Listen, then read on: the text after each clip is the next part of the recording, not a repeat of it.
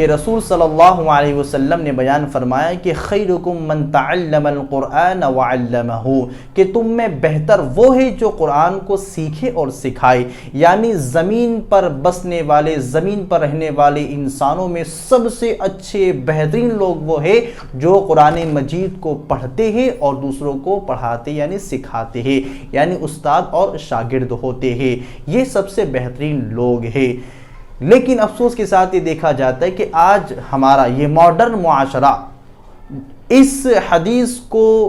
پڑھ کر کے، جان کر کے، اس کی اہمیت کو سمجھنے کے باوجود بھی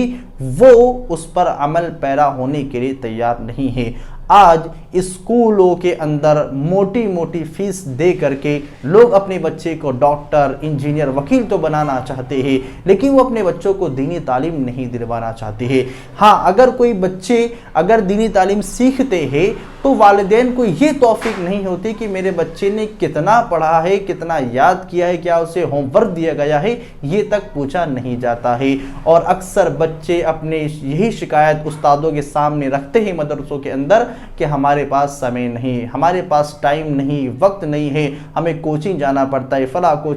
کوچنگ۔ تو میرے بھائی اور دوستو، یہ فلاں جو بھی آپ کے کورسز سے اسکول کے معاملات ہیں یہ تو کرنا ہی ہے، لیکن سب سے اول فریضہ ہمارا اور آپ کا جو ہونا چاہیے اپنے بچوں کے تعلق سے، ان کی آخرت کی تیاری کے تعلق سے، وہ ہے دینی تعلیم پر، اسلامی تعلیمات پر بچوں کی زیادہ تربیت کرنا، اس پر زیادہ دھیان دینا۔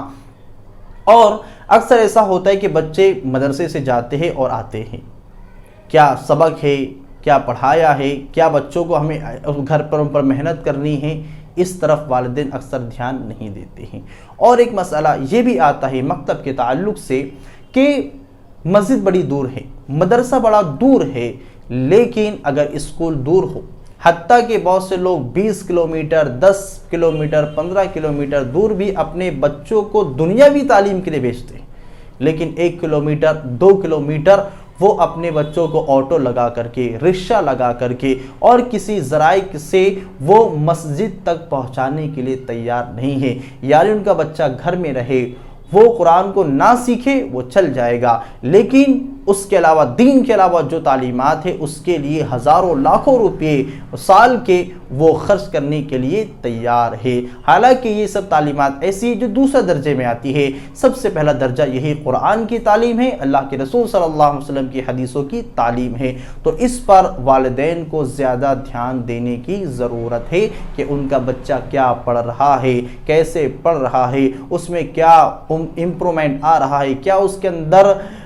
صلاحیت پیدا ہو رہی ہے نہیں ہو رہی ہے، اس طرف والدین کو زیادہ دھیان دینا چاہیے۔ اس لیے کہ اللہ کے رسول صلی اللہ علیہ وسلم نے سب سے بہتر لوگ ان کو بتایا ہے جو قرآن کو سیکھتے اور سکھاتے ہیں۔ اور والدین اگر اپنے بچوں کی اصلاح کرے، ان کو قرآن سکھائے، ان کو بتائے استاد کے پڑھانے کے بعد، تو یہ بھی ان لوگوں میں شامل ہوں گے جو قرآن کو سیکھتے اور سکھاتے ہیں۔ اللہ تعالیٰ تمام ہی ذمہ داران کو، والدین کو، ماں باپ کو اپنے بچوں کی اسلامی تربیت اور اپنے بچوں کو قرآن کی صحیح تعلیمات سیکھنے کی توفیق عطا فرمائے، آمین۔ والسلام علیکم ورحمۃ اللہ وبرکاتہ۔